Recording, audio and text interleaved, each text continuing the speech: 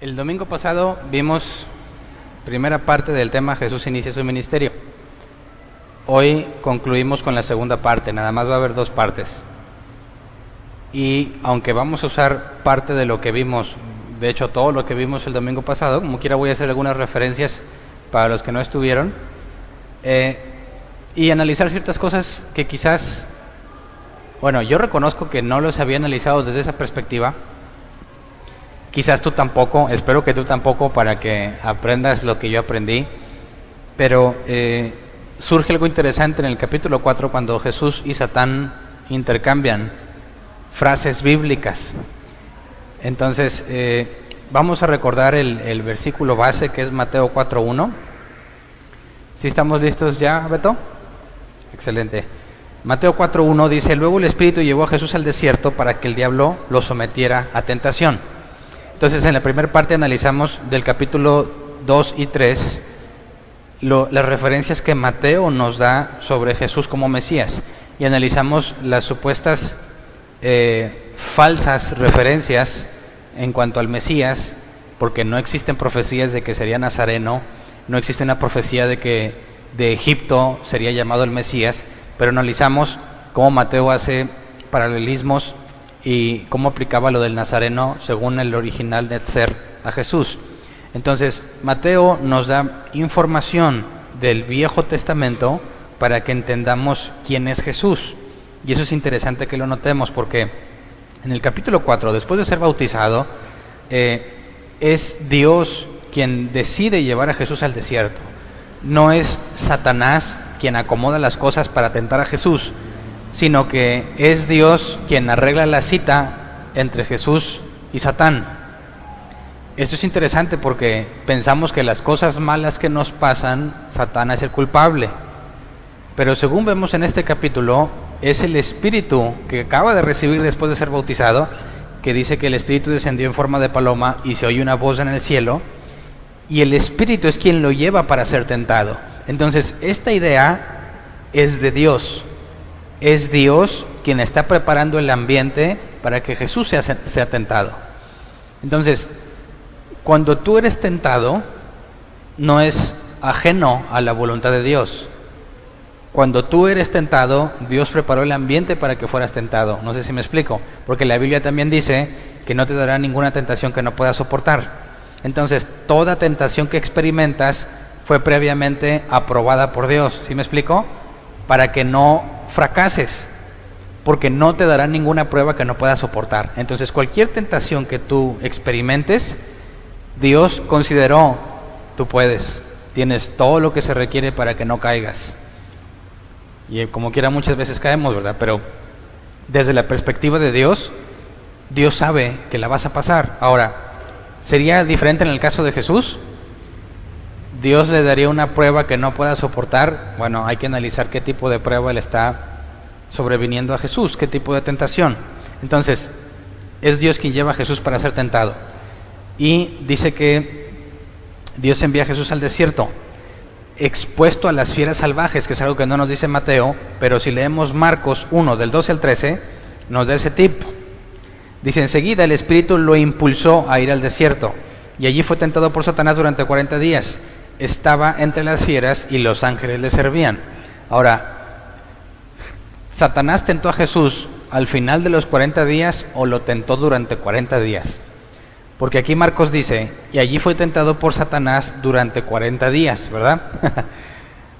Pero si Mateo nos describe 3 tentaciones nada más, ¿cuánto tiempo le tomó? ¿40 días hacerlo? Según Mateo dice que después de que, ahorita vamos a verlo, que después de que ayunó 40 días y 40 noches, entonces Satanás le tentó. ¿Por qué parece que Marcos nos dice otra cosa? Porque Marcos solamente está resumiendo lo que Mateo y Lucas nos cuentan a detalle. Marcos dice: fue tentado por Satanás, o sea, estuvo lo impuso ir al desierto, ahí fue tentado por Satanás. Las comas y los puntos que hay aquí no están en el griego original. El griego original no tiene signos de puntuación.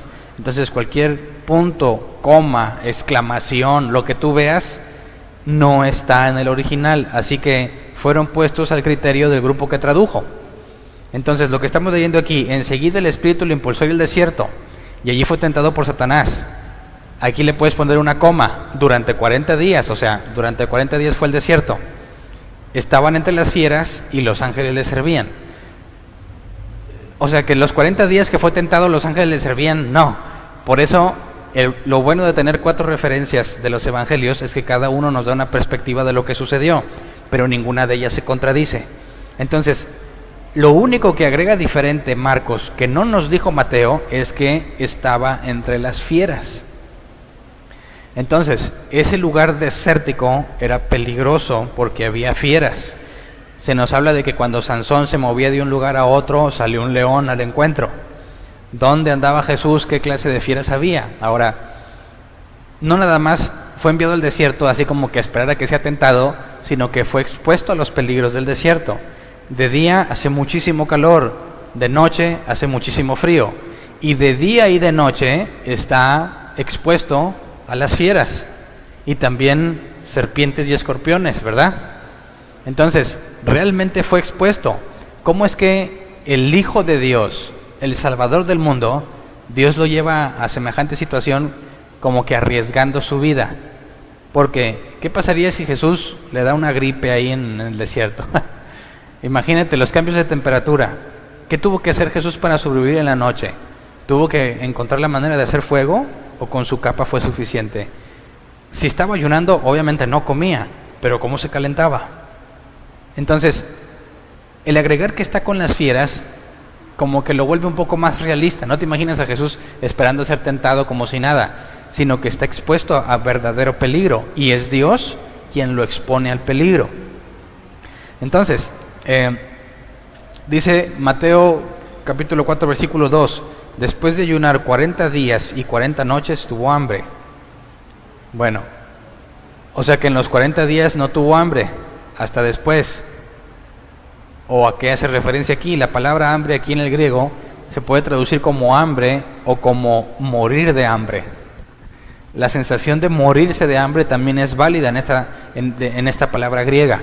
Así que Jesús tuvo hambre hasta después de los 40 días, o después de los 40 días sentía que se moría de hambre.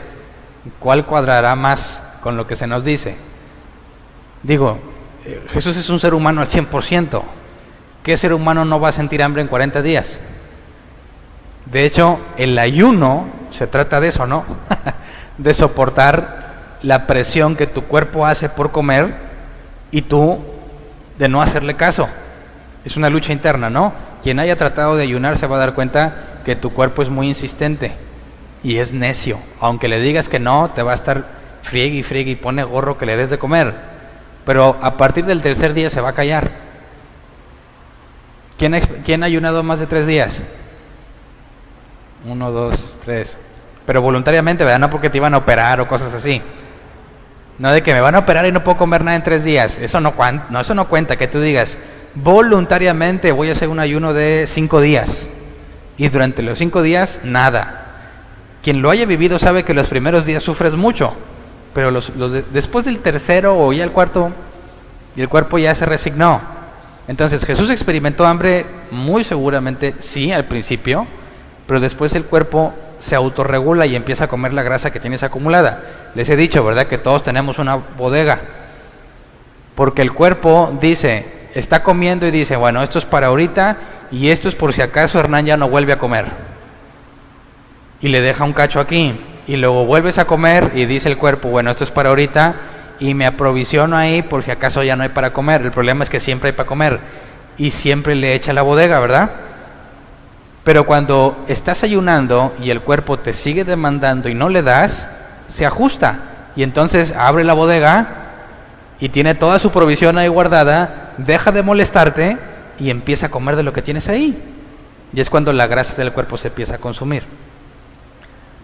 Así que no se aprovisionen tanto, muchachos. Entonces, a mí me gusta más la idea de cuando dice tuvo hambre, aplicar la traducción de que después de los 40 días sentía morirse de hambre.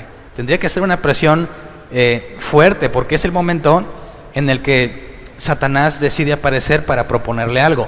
Pero, ¿por qué ayunó Jesús? ¿Para qué es el ayuno? Si Jesús es el Hijo de Dios elegido sin pecado, para qué ayunaba. Eso es importante porque lo manda al desierto y Dios le dice que ayune. Aunque no está diciendo que Dios le dijo que ayune, hay otro pasaje que vamos a leer ahorita donde Jesús dice que Él no hace su voluntad, sino lo que el Padre le dice. Entonces, si a Jesús lo encuentras haciendo algo, no es porque a Él se le ocurrió, sino porque el Padre se lo mandó. Entonces, si el Espíritu lo impulsa a ir al desierto y resulta que está ayunando 40 días, es porque el Padre le dijo que ayunara los 40 días. Entonces, está expuesto a calor extremo, frío extremo por las noches, está expuesto a las fieras y para agregarle un poco más, sin comer, 40 días. Así que es una situación muy difícil y muy complicada. Jesús nos habla un poco más sobre el ayuno más adelante, me voy a adelantar, vamos a leer Mateo 6, 16 al 18. Jesús está hablando y dice, cuando ayunen, no pongan cara triste como hacen los hipócritas, que demudan sus rostros para mostrar que están ayunando. Les aseguro que estos ya han obtenido toda su recompensa, pero tú cuando ayunes, perfúmate la cabeza y lávate la cara para que no sea evidente ante los demás que estás ayunando, sino solo ante tu Padre, que está en lo secreto, y tu Padre, que ve lo que se hace en secreto, te recompensará. Ahora, ¿Jesús está en lo secreto? Pues sí, porque está solo en el desierto. Entonces, ¿te imaginas a Jesús así todo achacoso porque hace mucho calor y no tiene nada para comer? ¿O Jesús tenía que hacer, como Él mismo dice, hacer el esfuerzo por no verte en esa condición, sino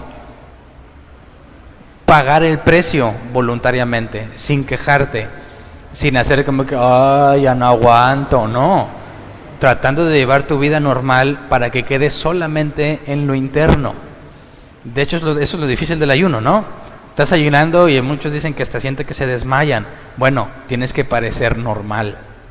Si alguien se da cuenta, o tú pretendes que alguien se dé cuenta por tus caras, gestos, o el descuido de higiene personal que puedes tener, Jesús dice que ya no se cumple, ya no sirve. Tiene que ser algo secreto, nadie se debe dar cuenta. Tú no le puedes decir a alguien, oye, no, hombre, acabo de ayunar, porque ahí quedó todo tu esfuerzo.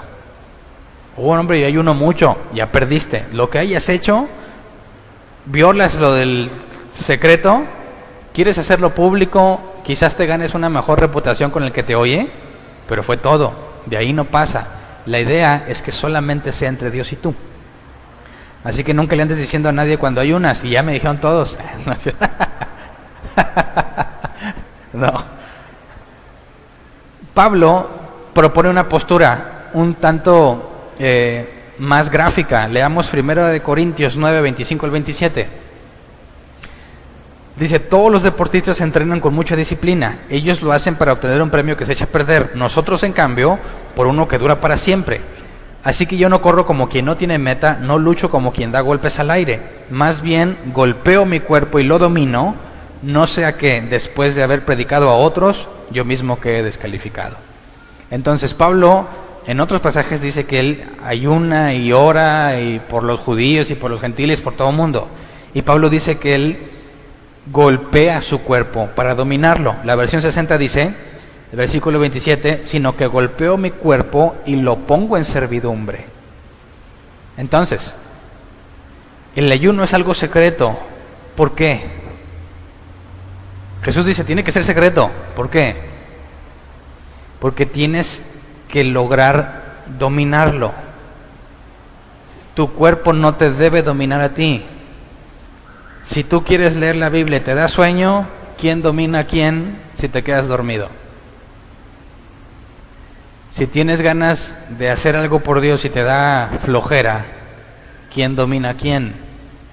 Siempre te va a dar flojera, siempre te va a dar sueño, siempre te vas a sentir cansado, pero tienes que dominar tu cuerpo y hacerlo. Entonces, el ayuno es una herramienta útil para practicarlo, porque si eres capaz de cerrar la boca y no comer, te será muy difícil ponerte a orar. Muchas veces le he dicho, tú no conoces a un cristiano como es hasta que tiene hambre, ¿verdad? Cuando el cristiano tiene hambre, sale su verdadero yo. Se enoja, se pone de mal humor, se pelea, salen cosas que nunca verías y las ves solo hasta que tiene hambre y no ha comido. Entonces, Jesús está ayunando en el desierto, en situaciones extremas, porque está doblegando su carne. Esto no lo podemos perder de vista. ¿Jesús era hijo de Dios? Sí. Pero dice la Biblia que se despojó de sí mismo. Entonces Jesús no usaba atributos divinos. ¿Sí me explico? Esto lo vamos a ir viendo a lo largo de los evangelios. Jesús no era omnisciente cuando estuvo aquí. ¿Me explico? Era 100% hombre, pero de origen divino. Ahí está el nacimiento virginal. Pero si Jesús fuera omnisciente, pues qué chiste, ¿no? ¿Cómo fue que soportó las tentaciones? Y ella sabe. Si Jesús es omnipotente estando en ese cuerpo, pues qué chiste, ¿no? Él fácilmente podría decir, no me duele nada, y no le va a doler. Pero si es humano completamente, sintió exactamente lo mismo con nosotros. Y el apóstol Pablo en la carta a los Hebreos dice que padeció exactamente igual que nosotros toda tentación. Así que Jesús no hizo uso de poderes especiales para sobrellevar lo que vive en el cuerpo. ¿Sí me explico? Entonces, cuando Jesús ayuna, ¿por qué ayuna? Porque Él es el ejemplo. Él doblega su cuerpo porque sabe que va a ser tentado. Si tú eres un hombre precavido y realmente tomas en serio las cosas de Dios y supieras que vas a ser tentado, ¿qué haces? Un hombre sabio, una mujer sabia que no quiere fallar, va a doblegar su carne para estar listo. Va a doblegar su cuerpo para estar listo. Entonces, si tú te tomas en serio las cosas de Dios, no puedes simplemente esperar no pecar, sino que tienes que prepararte para no hacerlo. Quien piensa estar firme, mire que no caiga. Entonces no es de que yo estoy bien con Dios y me dejo ir, que al cabo que ando bien. Al contrario, si te sientes bien con Dios, más atención debes de poner. ¿Me explico? Quien piense estar firme, mire que no caiga. Entonces vemos en Jesús que a pesar de ser el Mesías, el Hijo de Dios, no se las da por hecho. Aunque Él dice, vengo a morir por ustedes, vengo a morir por todos, voy a ser exaltado. Él sabe que eso va a suceder y no se da el lujo de vivir como quiera. Nosotros como creyentes, tú puedes decir, pues yo soy un elegido y Dios me va a perdonar. No te puedes dar ese lujo. No puedes pensar que porque Dios está contigo, no vas a caer en la tentación. No puedes permitirte tolerar cosas que te ponen en riesgo de caer. Fíjate, escuchaba a un predicador que se llama Paul Washer, no sé si lo han escuchado o lo han visto. Bueno, él decía que cuando sale de viaje, nunca se va solo, sale de viaje a predicar. Y dice que el grupo de ancianos en la iglesia donde él se congrega, escogen a un joven sin responsabilidades, o sea, no está casado ni nada, que se vaya con él durante todo el viaje. Y la tarea de este joven es nunca despegarse de Paul Washer. En ningún momento, no lo puede dejar solo. Y él dice, ¿sabes por qué? Porque yo puedo ser expuesto a muchas cosas cuando estoy solo. Dice, llego a mi cuarto cansado y hay televisión y todos los hoteles tienen canales para adultos. ¿Qué tal si quedándome solo se me hace fácil verlo? Pero ¿sabes qué? Si hay alguien ahí, aunque se me ocurra la idea, no lo voy a hacer. ¿Qué tal si estando en el hotel, una hermana viene a visitarme? Y aunque tenga buenas intenciones, ¿qué pasaría con mi reputación? ¿Qué pasaría con el ministerio si alguien viera que una hermana entra al cuarto del hotel?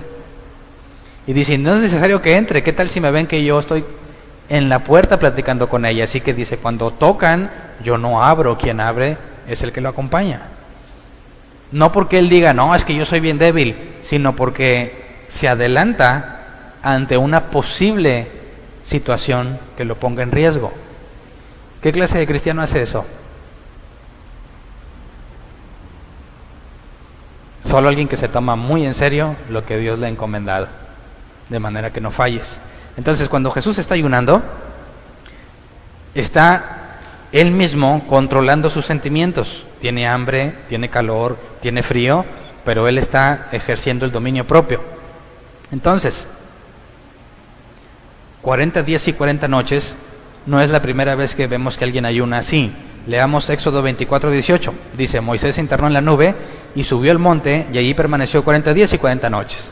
Y en otros pasajes dice, y no comí ni bebí nada. Ayunó 40 días y 40 noches. Y luego vamos a 1 de Reyes 19:8. Elías se levantó y comió y bebió. Una vez fortalecido por aquella comida, viajó 40 días y 40 noches hasta que llegó a Oreb, el monte de Dios. Entonces, algo similar pasó con Moisés, algo similar pasó con Elías. Y yo preguntaba el tema pasado, si Jesús fuese un mentiroso, ¿por qué se comporta tal cual los siervos de Dios se han comportado? Si Jesús es un falso Mesías, un hombre que proclama ser algo que no es, ¿cómo es que lo que Dios hace con él es igual a lo que Dios ha hecho con otros hombres que han sido sus siervos? Fíjate cómo Mateo te empieza a mostrar que Jesús fue tratado igual que otros hombres de Dios, principalmente Moisés, Elías, que son principales entre lo que ha pasado con los israelitas. Entonces, Mateo te está proponiendo, no hay ninguna diferencia entre esos siervos de Dios y Jesús. Si alguien dijera Jesús es un loco y un idólatra que se proclama Dios, las propias obras de Jesús revelarían quién es, pero las obras que está haciendo Jesús concuerdan, son congruentes con lo que también hizo Moisés y con lo que también hizo Elías. Entonces, nos está poniendo un fundamento. Jesús no está haciendo nada nuevo. Jesús no está haciendo nada distinto de lo que ya se ha hecho. ¿Sí me explico? Porque dicen, no, es que eso es nuevo, eso de que Jesús es el Hijo de Dios, ¿de dónde se lo inventaron? Fíjate cómo los evangelios, y vamos a ver cómo los 4 evangelios tienen sumo cuidado, especial cuidado en decir que lo que Jesús hizo es algo que ya estaba escrito en el Viejo Testamento. No está inventando nada nuevo. ¿Ok? Entonces regresamos a Mateo. Mateo 4, 3 al 4 dice, el tentador se le acercó y le propuso, si eres el Hijo de Dios, ordena a estas piedras que se convierten en pan.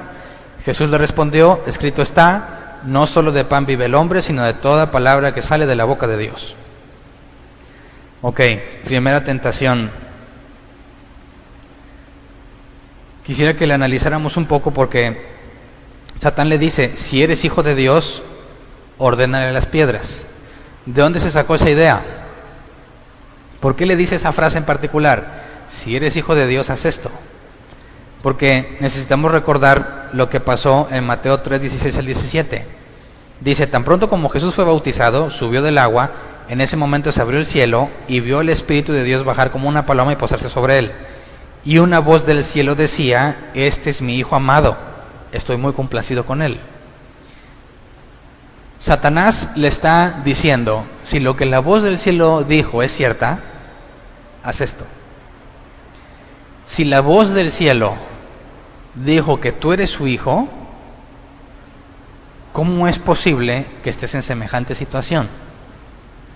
Actualmente los cristianos dicen, tú eres un hijo del rey. ¿Cómo deben de vivir los hijos del rey? ¿En la pobreza? ¿Con ropa chafa de segunda? ¿Con un carro tan feo como el que traes? Ensucias el nombre del rey. No, dicen, si tú eres un hijo del rey tienes que tenerlo mejor, ¿verdad? ¿Qué le dice Satán a Jesús? Imagínatelo, ¿cómo está Jesús? Si tú eres hijo de Dios, ¿por qué no le ordenas a estas piedras que se conviertan en el pan y comes? Digo, ¿por qué estás tan amolado? ¿Para qué estás batallando? Si tú eres el Hijo de Dios, ¿cómo es posible que te encuentres en esa situación? Y eso es un pensamiento que le pasa a todos los cristianos, ¿sí o no?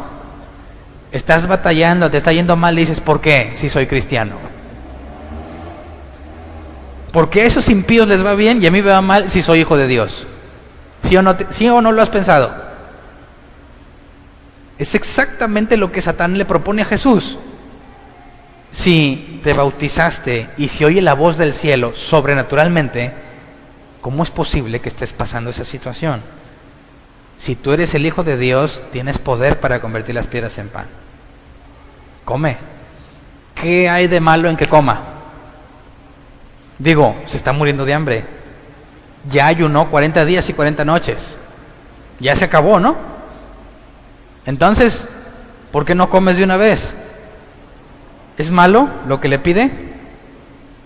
¿Es algo malo que supla esa necesidad? No.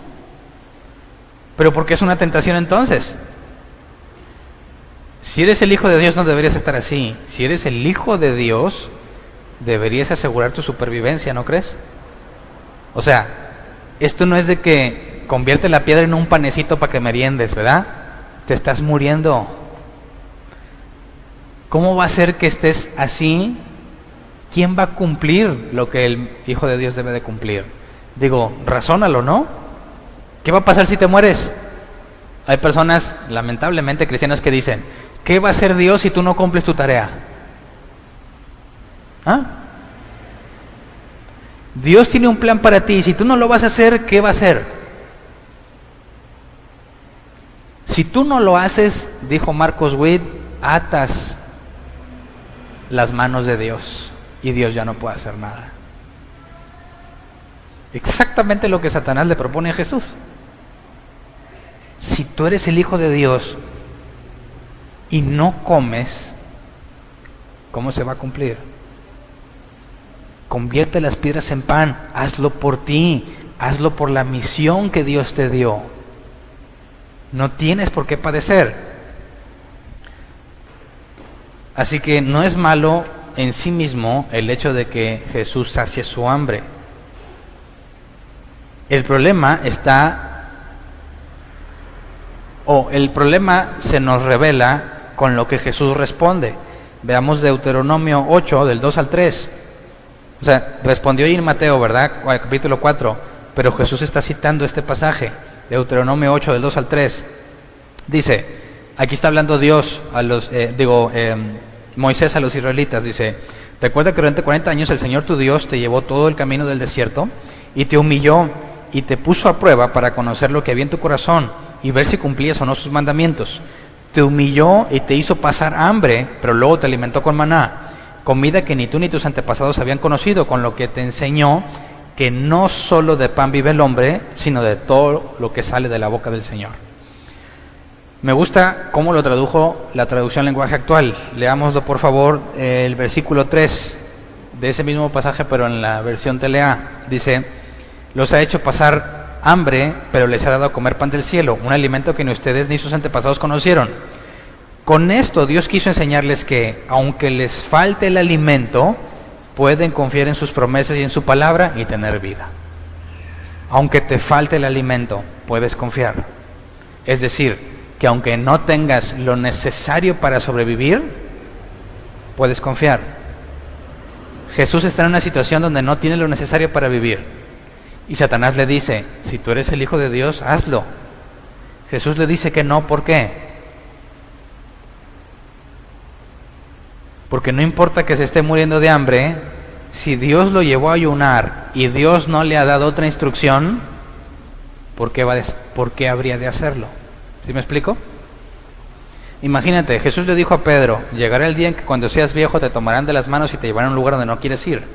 Y dice, dándole a entender la forma en la que iba a morir. Imagínate que Jesús te dice eso a ti. Y llega un momento en que estás viejo y te están llevando para ser crucificado. ¿Qué pasa por tu mente?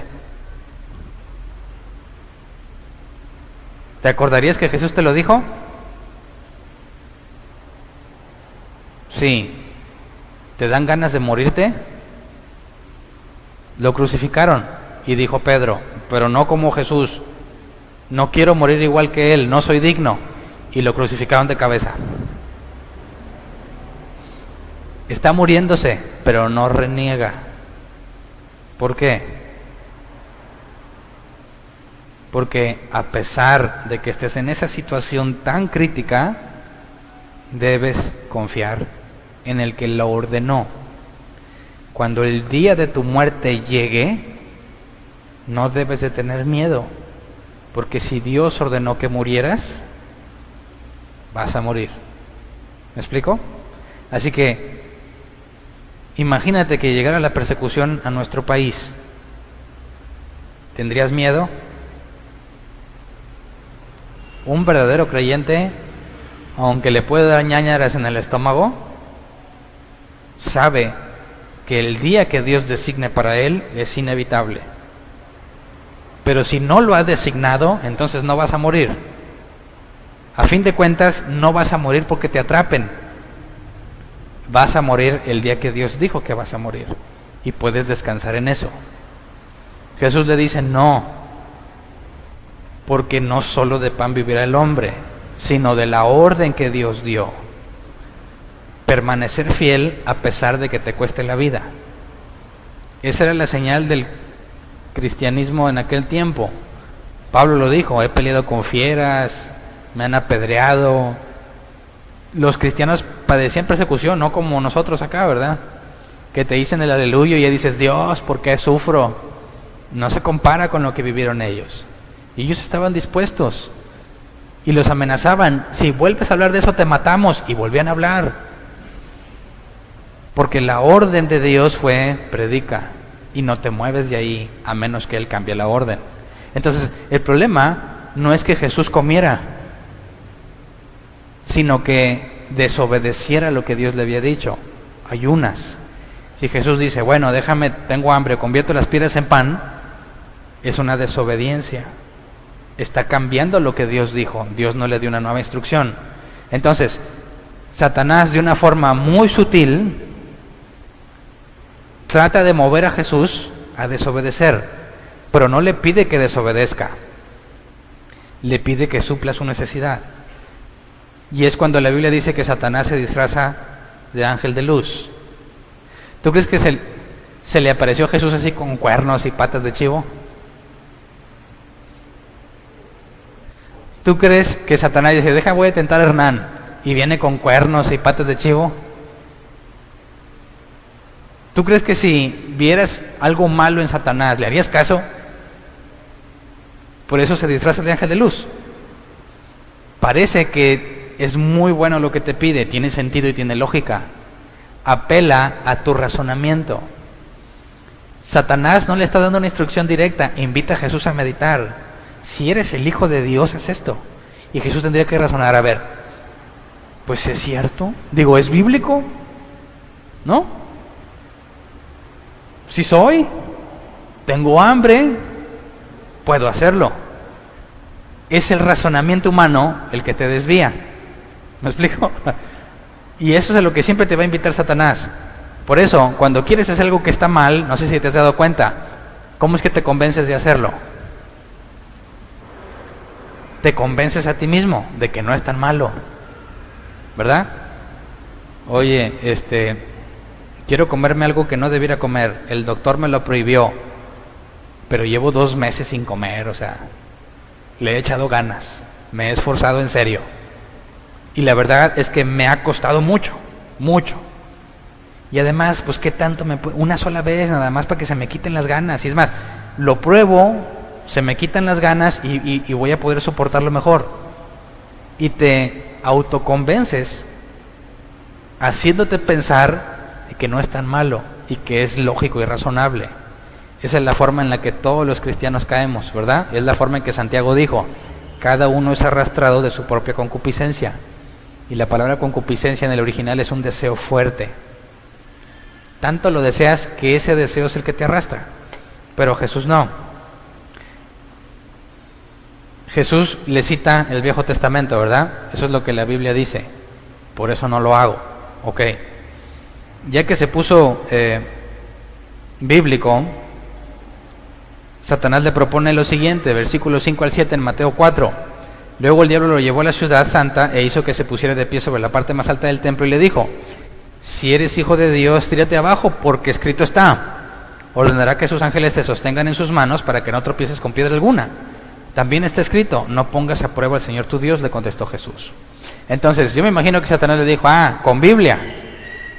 Bueno, vámonos a la Biblia. Esa idea de que Satanás le enseña la Biblia y le da miedo, ¿a quién se la enseñaron? ¿Alguno de ustedes le enseñó alguna vez que Satanás le tiene miedo? Dicen, hombre, cuando un cristiano abre la Biblia, Satanás corre. Y dices, qué barbaridad, si se la sabe mejor que tú. ¿Verdad? No me digas que sí, no, yo me la sé mejor. Jesús le cita la Escritura y Satanás le dice, vámonos bíblicos. escrito está, ordenará que sus ángeles te sostengan en sus manos para que no tropieces con piedra alguna. ¿Por qué cita esta escritura? Es un salmo mesiánico. Vamos a Salmos 91, 11 al 13, que es la parte que Satanás está citando. Dice, porque Él ordenará que sus ángeles te cuiden en todos sus caminos, con sus propias manos te levantarán para que no tropieces con piedra alguna. Aplastarás al león y a la víbora, hollarás fieras y serpientes. Y esto está hablando del Mesías que ha de venir. Entonces, si eres hijo de Dios y la Escritura dice que sus ángeles, los ángeles te van a cuidar para que no te tropieces, para que no te pase nada, demuéstramelo. Te llevo a la parte más alta del templo, te avientas. Y si lo que dice la Biblia es verdad, los ángeles te van a cachar. ¿Y sabes qué? Todos te van a ver. Y todos van a tener evidencia innegable de que tú eres el Mesías. Buen plan, ¿no? Digo, si quiero convencer a toda la gente, qué mejor que decirle, me aviento y que los ángeles me cachen, porque es lo que dice la Biblia. ¿Es bíblico lo que le propone? Vamos a confirmar con la Escritura, dice Satanás. Confírmalo con la Escritura. Si tú eres quien dice en la Escritura, demuéstrame con la Escritura. Entonces, Jesús le contesta con este pasaje de Deuteronomio 6:16. Fíjate cómo es un debate bíblico. ¿Sí te das cuenta? Satanás propone algo, Jesús contesta con escritura, Satanás le manda otra escritura, Jesús le dice otro pasaje y luego Satanás le dice otro. Es un debate bíblico. Y Satanás propone una interpretación y Jesús propone otra. ¿Verdad? ¿Sí te das cuenta? Satanás está interpretando la Biblia y le está diciendo, por medio de la Biblia, esta interpretación dice que no te va a pasar nada si te avientas. Le está interpretando la Escritura y Jesús le corrige. No, porque dice, no pongas a prueba al Señor tu Dios como lo hiciste en Masá. O sea, ¿qué está probando aquí Jesús? Que no hay contradicción en la Escritura. Y si yo interpreto un pasaje que es contradictorio a otro, estoy interpretando mal. Por eso nosotros lo tomamos como una regla. No hay contradicción en la Escritura. Porque si la interpretación que Satán da al Salmo 91 fuese cierta, entonces Deuteronomio 6:16 es falso. ¿Por qué? Porque fíjate, dice, no pongas a prueba al Señor tu Dios como lo hiciste en Masá. ¿Qué pasó en Masá? Vamos a Éxodo 17:7. Dice, además a ese lugar lo llamó Masá y también Meribá, porque los israelitas habían acercado con él y provocado al Señor al decir, ¿está o no está el Señor entre nosotros? Cuando no tenían agua, dijeron, pues ¿cómo es que Dios nos trajo aquí a morirnos? Dios le dice a Moisés, ve y golpea la peña y va a brotar agua. Les dio agua, pero Dios dijo, me pusieron a prueba. ¿Por qué lo pusieron a prueba? Porque Dios dijo que los iba a llevar a tierra prometida. Se quedan sin agua, ¿y qué dicen? A ver, Señor, si lo que tú nos dijiste es verdad, demuéstramelo. ¿Alguna vez has pedido algo similar a Dios? Que tú dijeras, yo sentí que Dios me dijo esto. Y luego en el punto momento dices, a ver, no, Señor, dame una señal. ¿No es lo mismo?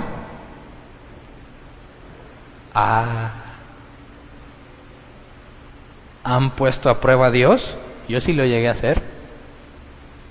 En mi ignorancia. Y me tuvo mucha paciencia Dios como se la tuvo a Gedeón, ¿verdad?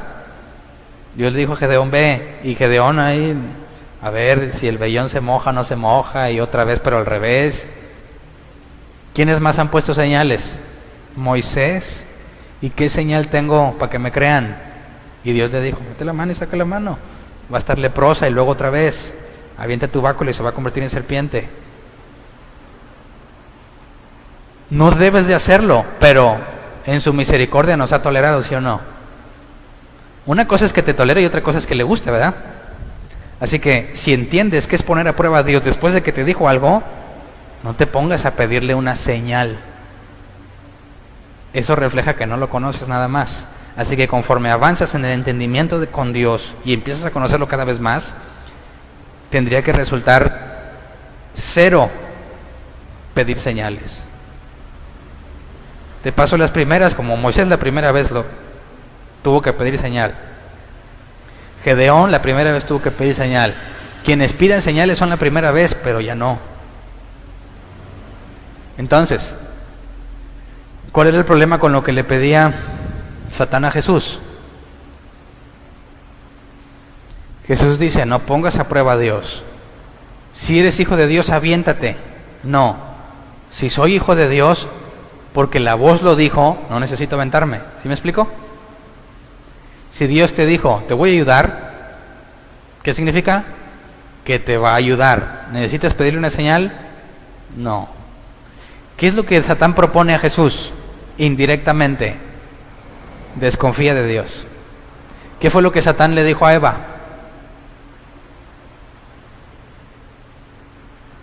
No es que te vas a morir, sino que Dios no quiere que seas como Él. O sea, desconfianza de Dios. Es exactamente lo que Satán trata de hacer con Jesús. Si Él dijo, aviéntate, ponlo a prueba, no le creas, no seas así tan borrego, dile, no, asegúramelo. Esa actitud no es propia de alguien que conoce a Dios, ¿verdad? Entonces, Jesús le responde que no, porque si Él ya lo dijo, no hay por qué pedir evidencia. No pongas a prueba al Señor. Vamos del versículo 8 al 11, la última.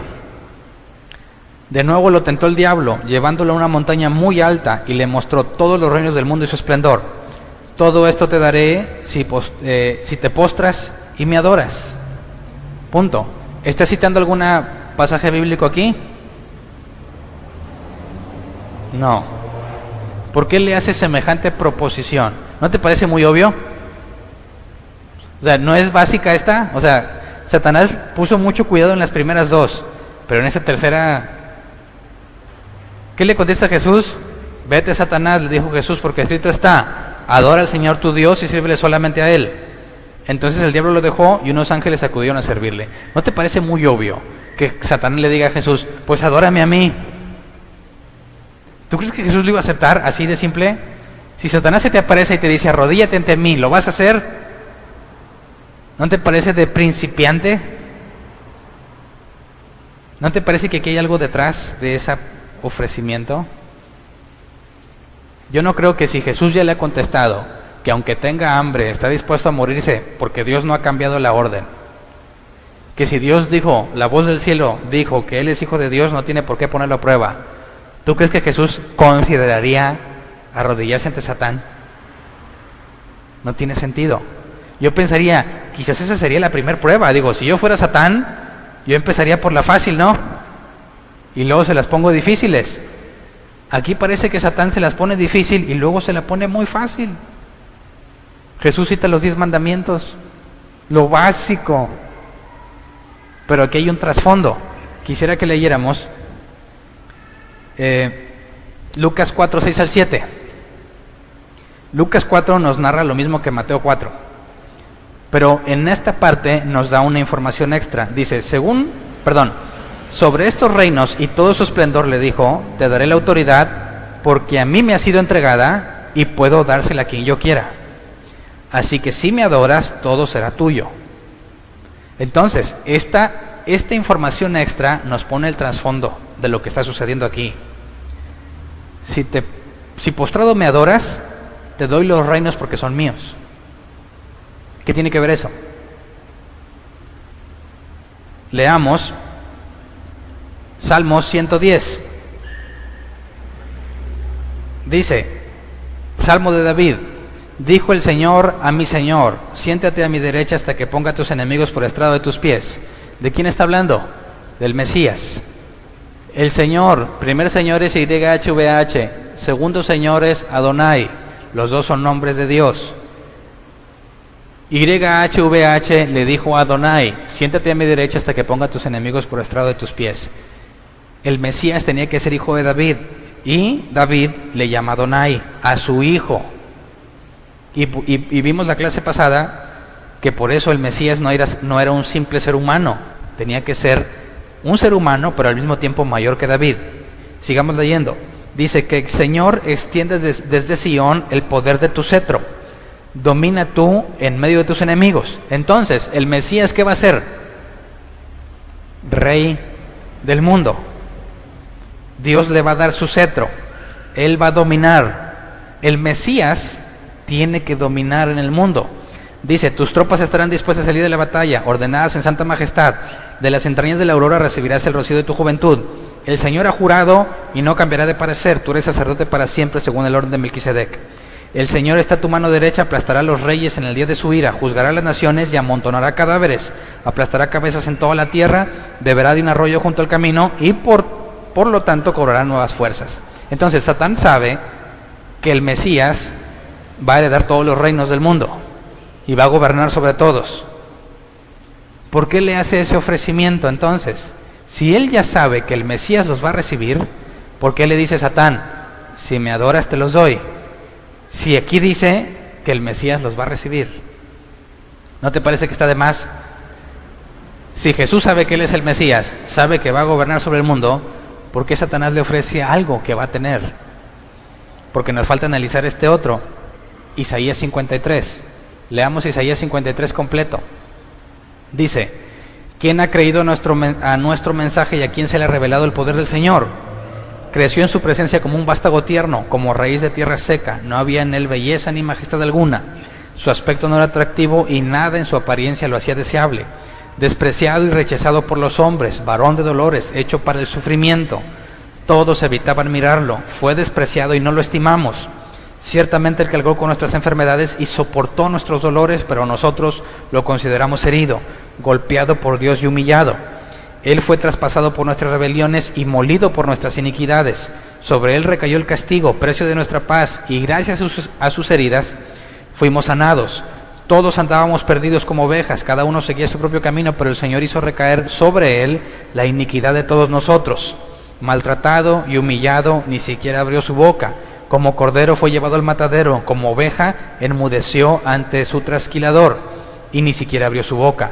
Después de prenderlo y juzgarlo, le dieron muerte. Nadie se preocupó por su descendencia. Fue arrancado de la tierra de los vivientes y golpeado por la transgresión de mi pueblo. Se le asignó un sepulcro con los malvados y murió entre malhechores. Aunque nunca cometió violencia alguna, ni hubo engaño en su boca. Pero el Señor quiso quebrantarlo y hacerlo sufrir. Y como él ofreció su vida en expiación, verá su descendencia y prolongará sus días, y llevará a cabo la voluntad del Señor. Después de su sufrimiento verá la luz y quedará satisfecho. Por su conocimiento mi siervo justo justificará a muchos y cargará con las iniquidades de ellos.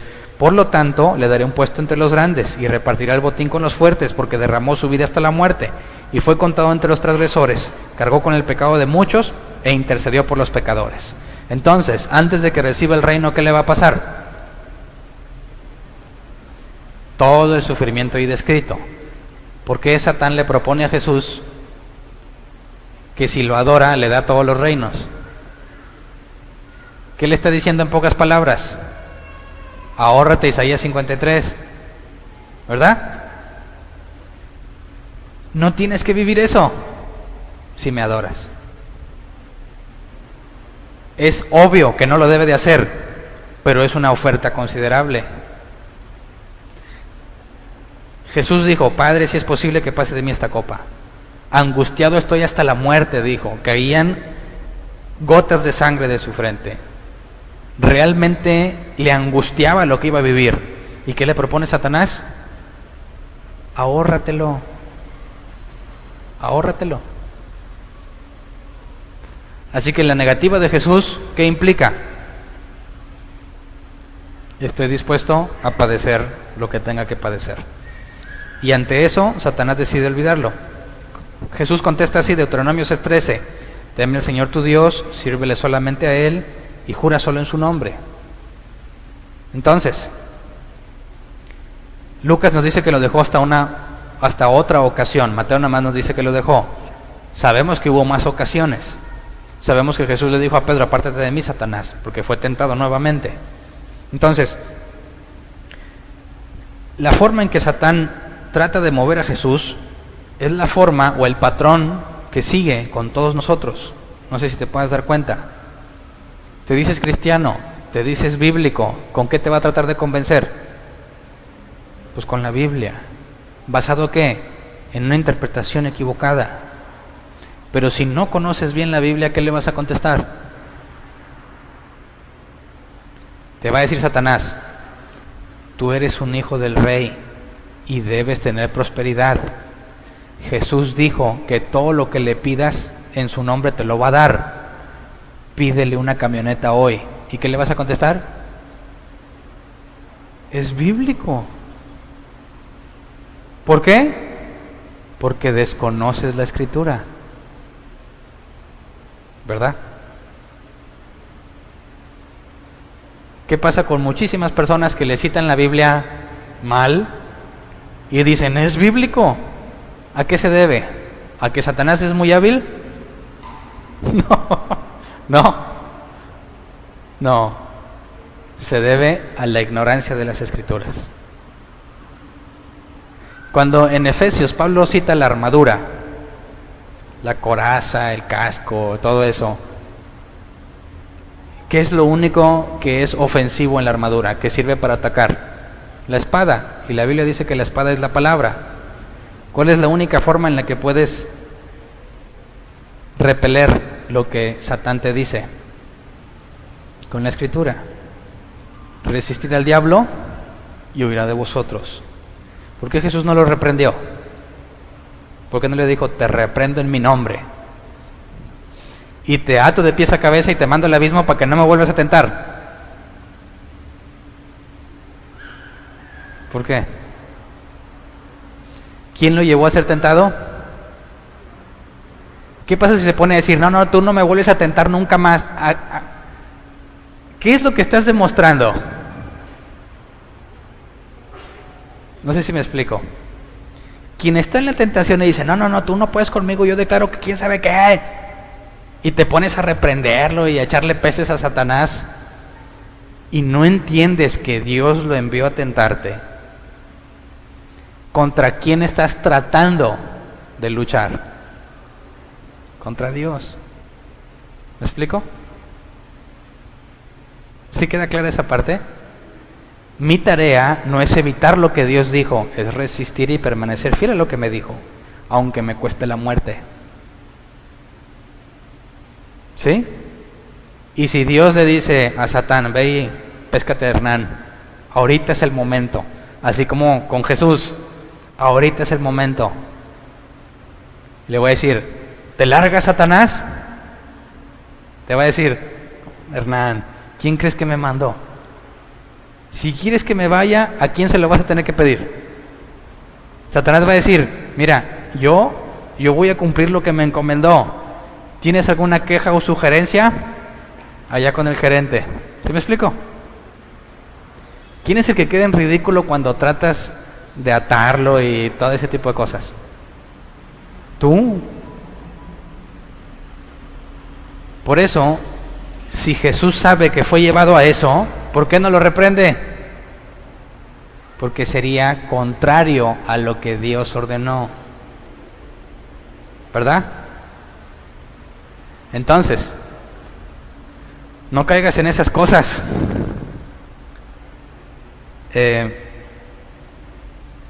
Nuestra tarea es resistir simplemente. Y más adelante vamos a ver, cuando lleguemos a esas partes, lo que el original dice en cuanto a resistir. Permanecer de pie en la postura, mostrando oposición a lo que venga. Si estás siendo tentado, ¿quién lo permitió? Dios. ¿Vas a lograr que te dejen de tentar? No. Lo único que puedes lograr es demostrar que no te vas a mover. Satán lo intenta una vez, 2 veces, 3 veces, no se mueve. Voy a esperar otro momento. Es lo que dijo Santiago, resistid al diablo, huirá de vosotros, pero no para siempre. Al rato regresa. Entonces, ¿cuándo vas a dejar de ser tentado? Hasta que te mueras. Entonces, despreocúpate que si lo mando al abismo y cosas de esas que no tienen ningún sentido. Más bien, Estudia la palabra de Dios. Pide el entendimiento. Que no venga Satanás con un texto fuera de contexto para usarlo como pretexto. Cuando te diga, mira que tú eres un hijo de él, tienes que decirle a Satanás, mira, si lo que tú dices es cierto, si los hijos de Dios deben estar como la realeza, entonces Dios odiaba al apóstol Pablo. Y a ver qué te contesta Satanás. ¿Cómo le debatió Satanás a Jesús? Le propone un versículo fuera de contexto, Jesús le contesta correctamente y lo deja desarmado y tiene que intentar otra cosa. ¿Entiendes cómo funciona eso de la espada, que es la palabra? Entonces no nomás es que leas la Biblia, ¿verdad? Tienes que entenderla y buscar lo que realmente Dios dijo ahí, para que cuando te encuentres otro pasaje extraño, si aplicas lo que has entendido y has conocido a Dios en tu vida, vas a detectar rápidamente que la interpretación es errónea, porque no hay contradicción en la Escritura. Si yo te digo, Dios me dijo esto, y luego otro te dice, Dios me dijo esto otro, y se contradice, ¿pueden ser las dos cosas verdad al mismo tiempo? No. Uno de los dos está diciendo mentiras, pero los dos aseguran que Dios dijo. ¿Quién tiene la verdad y quién no? Ahí está lo difícil. Si me crees a mí, corres el riesgo de ser arrastrado junto con mi error. Pero si tú estudias y conoces a Dios, tienes que formular tu propia postura y decir, eso no me cuadra porque también acá dice esto y acá dice el otro, y armonizar lo que alguien dice en toda la Escritura para poder tomar una decisión. Por eso no me creas, Yo soy sincero, pero ¿qué tal si estoy equivocado? No es porque yo lo diga o porque alguien lo diga, lo tienes que encontrar en la Escritura. ¿Quién realmente estudia la Biblia? Se va a ahorrar muchos problemas. Vas a tomar decisiones correctas más seguido. Pero si no la estudias, te vas a equivocar constantemente por tu ignorancia, por negligencia, porque ahí la tienes y el Espíritu te guía para que entiendas. Entonces, ¿qué excusa tendrías al no leer la Biblia? Ninguna. Entonces, no la lees porque te falte que Dios te guía, no la lees porque cuesta trabajo. Y somos perezosos, ¿sí o no? Te va a salir cara la pereza si no la estudias. Así que por eso yo digo que un verdadero creyente no puede ser ignorante de la Biblia. Más bien, cuando alguien habla de la Biblia, tiene que probar que es un creyente por la manera en que la entiende, porque no es mérito de él, es iluminación de Dios. Jesús le dijo a sus discípulos, bueno, les abrió el entendimiento, nos narra Juan y Lucas, para que comprendieran las Escrituras. Si tú las comprendes, ¿cuál es la única forma en las que pudiste comprenderlas? Entonces, ¿me da evidencia de que eres genuino? Pero si sales con textos allá pa'l monte, ¿de qué me das evidencia? El Espíritu no te está guiando, así definitivamente. ¿Quién te está guiando? No tengo la menor idea. Por eso aprendes mucho cuando alguien dice, no, mira, soy cristiano. ¿Cuál es una manera rápida de saberlo? Hazle preguntas de la Biblia. Y no complejas, las más básicas. Y lo que te conteste te dice mucho de esa persona, ¿verdad? Si tú tienes el Espíritu Santo y te guía a toda verdad, ¿es compatible con la idea de que nunca lees? No cuadra. No cuadra. Entonces, si Dios quiere más adelante vamos a ver ese asunto, porque el nuevo nacimiento implica que no nada más dejaste de hacer las cosas pecaminosas, sino que también tus deseos deben de ser nuevos. Y no puede haber un cristiano que no desee leer la Biblia. Si tú no tienes ganas de leer la Biblia, analízate profundamente, porque no cuadra con lo que la Biblia dice. Tú debieras de tener hambre por aprender cada vez más. Y si no la tienes, eres anormal, según la definición de cristianismo en la Biblia. Entonces, ¿cómo andas en la lectura? No es necesario que me lo digas, pero es una evidencia muy fuerte, contundente, de dónde andas. ¿Cómo andaba Jesús en la Escritura? Se echó un debate con Satán. Vámonos, a Biblia. Tú dices esto, yo digo esto, la interpretación correcta. Se queda sin argumentos. Lo que sigue, lo vuelve a parar en seco, por medio de la Escritura. ¿Por qué crees que dice que debes de estar listo para defender tu fe cuando se te demande? Vamos a ponernos de pie entonces. Ya los regañé mucho. Pero es necesario que entiendan que no te puedes dar el lujo de no leer la Biblia. Yo espero que aprovechemos estos tiempos. La idea de verlo aquí es porque lo leíste y luego tus conclusiones las comparas con las mías y enriquecemos, ¿verdad? Si andas en otro rollo, no estás aprovechando al máximo el tiempo que tenemos aquí. Aprovéchalo al máximo. Conste que no estoy diciendo que yo te voy a iluminar. Te estoy diciendo que tus conclusiones las compares con las mías y crezcamos juntos. Es muy distinto a decir, yo te voy a iluminar y te voy a decir lo que Dios dice. No. No le hagas caso a nadie que te diga eso. Más bien di, yo creo que Dios me ha dado intelecto para llegar a mis conclusiones. Explícamelo y yo te digo. ¿Cómo ven si oramos por eso? El propósito de la iglesia según Jesús y de los ministerios es capacitar al pueblo para que lleguemos a la estatura de Cristo.